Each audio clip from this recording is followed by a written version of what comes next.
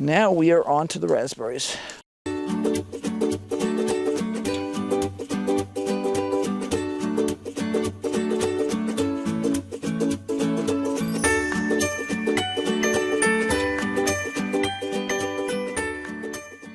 Now we actually have one bed of raspberries here and another big pile of raspberry pots over there, and those are going to be moved over to one of the beds there. But not today. The raspberries do not get trimmed. They will produce fruit on the canes that they grew last year. So all I will do here, and I've already done it somewhat, is I will remove weeds. So like there's a couple of filiary plants in here that need to go because those, again, are invasive. And they have nasty, nasty stickers. They have the prettiest little flowers. They have, here, I'll show you.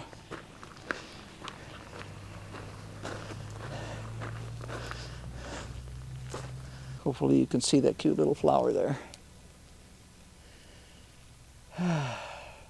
That's my raspberry bed. And all I'm going to do there is weed.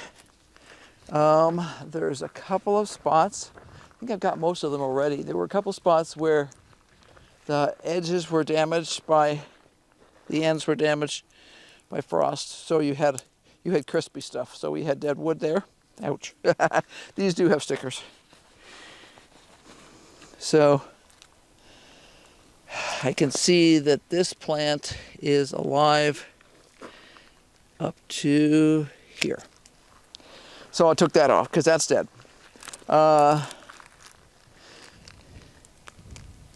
And there. And this is an old cane, one of the original ones. So that's going away because that's not going to do anything this year. So all I have to do with this bed is weed and remove any dead wood, and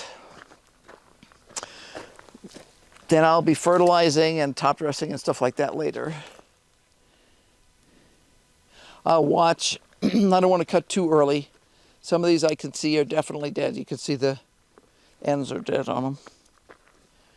But a lot of them have green out to the tip. These were, by the way, super delicious last year, and we're already thinking about how we can use them this year.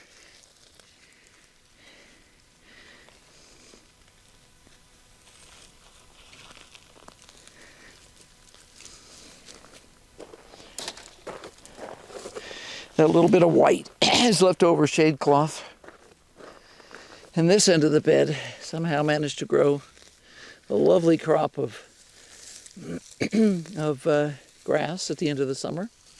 So I need to get all that out because I don't want it to reseed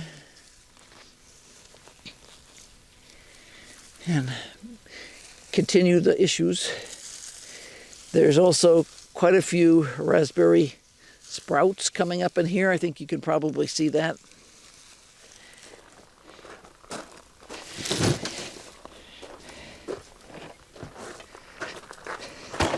I can get the filiary plants up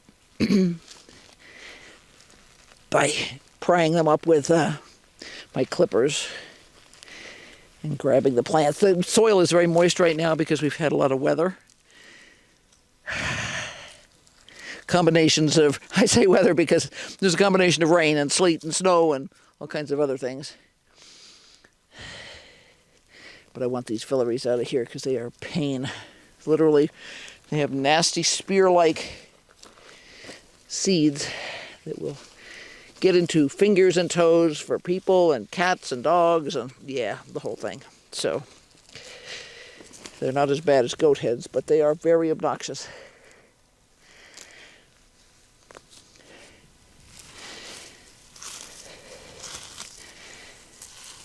And now that I've got some bunch of this grass out of here, I can actually see where the raspberries are coming up, which is cool. Now, these new shoots that come up will be next year's crop, not this year's. But We'll be wanting to take good care of them so that next year's can be even better than this year's. We actually did get a few fruit last year, and they were awesome. We got some fruit off of both the raspberries and the blackberries. And yeah, we're hoping for more this year in spades, if you know what I mean. Lots and lots. And we expect it to take a couple of years to get really good, but I'm going to clear off anything with leaves. No leaves left.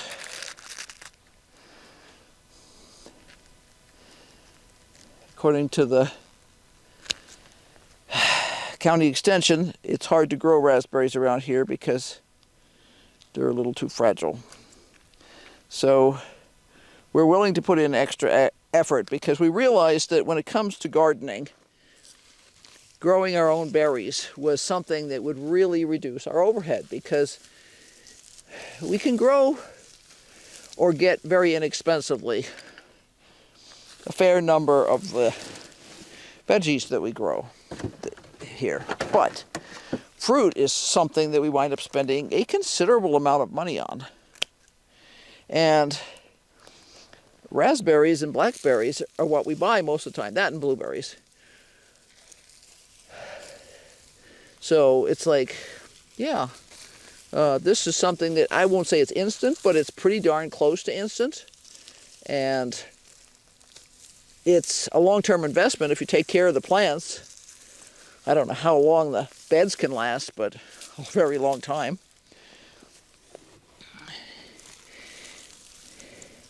And part of the concept of almost instant was big for us. We are not young. We do not have 40 years to wait for an almond tree to produce fruit or a walnut tree to produce fruit. We need to, you know, we want something now, is the best way to put it. So this was something we thought, well, you know, yeah, there wasn't a financial investment in the quality plants because we bought them from Johnny's on purpose. We have bought live things from them before. We bought rhubarb. We bought asparagus. I think that's pretty much what we've bought in terms of live plants. But those things, you know, were in great shape when we got them. I have no doubt that if they hadn't been in great shape because of the shipping issues or something, that they would have replaced them. And we've had very good luck with them. We have had our asparagus bed for a very long time, and we totally enjoy it every spring. We get about a month or more, about 6 weeks, I guess, of 6 or 8 weeks, depending on the year. I mean, you know, we haven't seen any sprouts at all yet. Some years we already have sprouts up by this time. But the bed has been cleaned and top dressed, so it's ready to go whenever the asparagus are ready to go. And see, this soil is so nice and soft right now because we've had rain and snow and everything else, that this is the time to really pull the weeds and stuff because they come out easily. Okay. Well, I'll be checking these over again, and obviously as I top dress it, once I've got my mulch, I will. That's last year's canes. They're dead. They're the originals that came with the plant. I'll be getting I'll fine-tune some of the weeds. I'll watch for any more leaves or dead bits that need to come out. We are willing to cover these if we need to. A lot of the raspberries that they grow in California are actually covered once they reach a specific stage so that you don't get any kind of scald on the plants. So we don't have a problem doing that. It's worth the investment. We've done crazier things for just plain vegetables, so why not? It's something we really like. It's something we really enjoy. So it's worth the investment. And that is it. I'm not sure how soon I will be planting the pots into the bed. That will depend a lot on the weather. and what our schedule winds up being. But it'll be mostly the weather, to be honest, because I had been planning to get out here multiple times where I had actually scheduled it into my calendar that I was going to come out and do this, and then the forecast totally changed and we wound up with horrendous weather. And I'm not going to stand out here when it's, you know, sleeting. And we've had some really weird ones this week. Like, we had a couple of storms that came through that produced cornball snow, which just looks like little round balls of snow, but they were 1/4 inch in diameter. And it was not hail. I mean, I actually stuck myself out there to check to see if it was hail, and it was cornball snow. But we've had a lot of weird stuff like that lately, so yeah. So I hope you found this interesting. If you should take away anything from this, it's listen to the people who sold you the stuff. If they send you paperwork or access to a website or something, keep track of that. If you have paperwork, write down the variety that you've purchased on the paperwork and keep it in a folder where you can find it. Don't just toss it somewhere. And these people who throw away instructions as soon as they get something do not have my respect, let me put it that way. Because then they'll be the first ones to complain that things didn't come out right. And I'm like, did you follow the instructions? They're there for a reason. You know, it's not just some crazy authoritarian group trying to control your life. It's, in this case, a very respectable and reputable gardening company that has been in business for a long time. It was family owned and now it's now employee owned. And yeah, they want you to succeed because they believe in all this stuff. They do a lot of organic gardening. They do a lot of development of plants with, and seeds with resistance to various problems. They have some amazing, just draw a giant blank, I hit a basil. They have some amazing basil plants that are highly resistant to downy mildew and all those other kind of problems. And they are just as delicious as the old-fashioned stuff, but man, I had 2 plants from them last year. I didn't buy the plants, I bought the seeds. And they lasted all summer. When that would flower, I would just trim off the flowers, and yeah, it was awesome. So, as you see, what I'm doing is I'm walking around here, and I'm just paying attention. I'm looking at, you know, the plants. And this is how I do most of my work in the garden. I don't always, you know, whip out a camera and put something up for you guys. There's a gigantic sage plant. This big round plant right there is sage. And that was purchased as, you know, one of those $5 plants from, like, probably Home Depot, to be honest. And what I do in the morning when I'm standing here talking to Rufus and stuff is I go in here and I break off the dead growth from last year. And you can see there's whole sections here that have already been done. But I'll just do, you know, depending on how slow and leisurely he wants his morning to be, I will just go through and do a little bit of this. You know, sometimes only literally 1 handful like that every morning. And it gets a little tidier looking every day. And before this thing really kicks into overdrive in terms of growing, all these old dead ends from last year where the flowers were will be gone. Because these were flowers. This thing puts out the most gorgeous display of purpley blue flowers that lasts for several weeks, and it's amazing. The bees just adore it. This smells so good. I mean, I can smell the sage when I'm breaking off because I'm brushing against the leaves, and even the little sticks have some sage smell, although not as much as the leaves. But every morning, And in between, you know, if the dog decides he wants to spend a little bit more time sniffing than usual, I'll just stand here and break off the dead branches. And this whole thing was covered with spiky branches just a week or so ago. And now it's dramatically reduced. The big ones went first. And, you know, like I say, it looks so much tidier.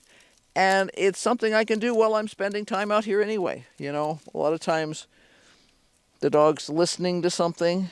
You can hear the coyotes hunting or something. He doesn't get excited about it, but he'll listen. Or sometimes the neighbor's dogs will be barking. And he just wants to spend a little time out here in the morning. And I'll just stand here with him. But I'm not, quote unquote, wasting time, and I'm not scrolling on my phone. I am cleaning up something. And a significant percentage of my garden work gets done this way. Yesterday I was running around a little bit with him, and I pulled out a bunch of white horehound plants because they are a perennial, and they're starting to come up from new seeds now from last year, some that I missed. And there's always some hiding in the soil. And I want to get them now because they produce nasty burrs that get into your dog's fur and your fingers and your shoelaces and everything else. So, yeah, that's how I get my work done. A little bit at a time, most of the time. Sometimes you have to do a concerted effort like I just did with the raspberries and blackberries. But that's the best way to do it. If it's not overwhelming if you view it as a process. And yeah, sometimes I take off a little bit more than I plan to and I get a couple of leaves. It's fine. This plant is going to go insane as soon as we get warm weather. And having all the old flower stems from last year off makes it look so much nicer. I need to do the same thing on the lavenders. That I will probably do more of a concerted effort on because it's easier to use a cutter on that. Although I have spent time and just broken them off by my hand. And oh, that smells so heavenly. It's amazing. It really is amazing. But clearing out all this junk, you can probably already see a difference in a couple spots here in terms of what it looks like. Do I have to? No, I don't. It doesn't hurt anything if I don't, but it just makes the plant look tidier. And it also gets me into the plant too. So if there was anything going on, now sage is, a lot of the herbs and stuff are pretty tough plants. And they're not particularly susceptible to any kind of bugs or disease or anything. But if there was anything going on, because I'm in here, I would spot it, you know. And that would let me catch it, you know, early. I know that I have, just from watching the daffodils, I know that I have aphids in my iris this spring, really badly. They overwintered, despite the fact that we had a moderately cold winter with lots of snow and stuff. The minute the snow was off the plants, you could see the aphids, and I was like, oh, yuck. So I'm going to have to clear out all the dead leaves and spray. It's something I really don't like doing. But I don't have any options because I need to knock down those aphids. Last year we had a significant ladybug population over there. I haven't seen any this year so far, but I am seeing a gazillion aphids, so I just need to take it in hand. If I let the aphids go, they will start showing up everywhere. They will get into the greenhouse, they will get into anything that's in the yard, and it will become a problem. I probably was not as vigilant as I could have been last year for aphids in the yard. I was working on the greenhouse, and I did a pretty good job in there, but not enough in the yard, and I'm paying for it. So, yeah. I have actually never seen aphids on iris before I lived here. And my mother always had iris, and my grandmother had iris, and everybody I knew had iris. But here we get aphids. So, figure out what's bugging your plants and take care of it. It is no sin to use organic insecticides and stuff. Obviously, physical means of control are preferable. So that's one of the reasons I take off dead leaves, and I take off dead sticks, and I take off leaf litter and make it go away and replace it with mushroom compost that doesn't have bugs in it, things like that. But there's times when you just have to, and like there's so many good insecticides out there that you could just about drink. I mean, they're that safe. And if you catch things early, physical controls and minor amounts of insecticide can keep things under control. I mean, you're growing things because you want to have things. And if you don't take care of them, the people who are like super adamant and won't use anything ever, well, sometimes that means you're not going to have the plants you wanted. So, sad news, but true. So, hope this is helpful. Hope this was interesting. And hope you guys have a great day. So be sure to like, subscribe, and hit the notification bell, because we are going to be doing a ton of stuff. I have a million things to do in the next 4 or 5 days. Most of them in the studio, but probably a couple out here. I'm just trying to get this done while the weather was not abysmal, because it is supposed to become abysmal tomorrow. So, so it was a must. As I told my husband, I really don't feel like doing this morning, because there's other, not that I don't want to be outside. I love being outside. But there are other things I need to get done for my business. But it's like, yeah, I gotta get out there, because I'm not gonna want to be out there tomorrow or the next day, because Easter's supposed to be yucky, and now they're extending the storm through Monday after Easter. What actually happens, we'll have to wait to see. It's kind of like a game of roulette. Is the weatherman right this time? Heaven knows. Initially, they were saying we were going to have rain. Now they're saying rain. They're saying snow over 5,000 feet. Well, we are over 5,000 feet in altitude, so yeah, that means we could have snow. Could, not have to. So until next time, bye. Oh, and be sure to keep brainstorming, because obviously we are.